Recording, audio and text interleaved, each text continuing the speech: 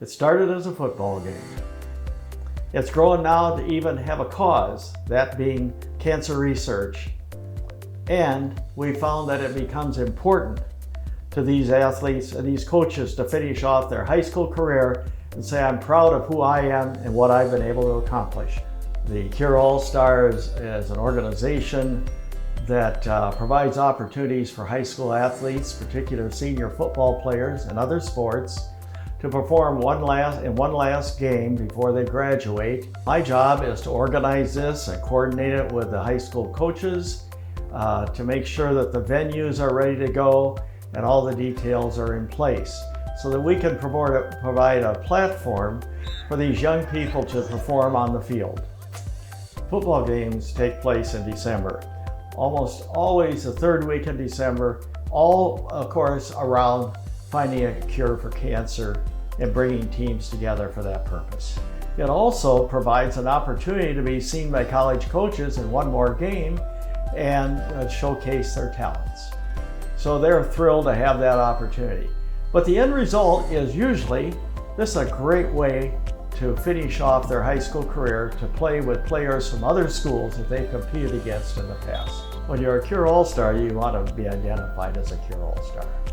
So on all the apparel that these athletes wear, we'll have this logo that will be a shield, and on the logo it says Cure All-Stars, and then below that it says Soldiers and Warriors. Throughout the football season in particular, but it goes out throughout the spring as well, I have the opportunity to go to a lot of high school games. They know that we're watching them. They know that we care. They know that we're watching their athletes. And so it's just a way in which we can be inclusive with not only the players, but the schools. During the football games, some of the players will want to announce where they're going to go to college.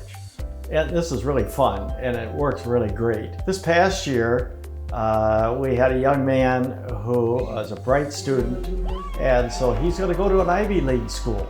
Cure All-Stars baseball games were started 5 years ago, and they have teams represented from Seminole and Orange counties, and then in the other game from Volusia and Lake counties. At each of our events, and especially because it was first done at the baseball games, we provide what are called paddles, or simply an opportunity or a place in which parents and fans can put the name of someone in their family who's experienced cancer. These players are all playing for someone in their family who's experienced cancer, so it becomes even more important to them to be playing for someone more than themselves.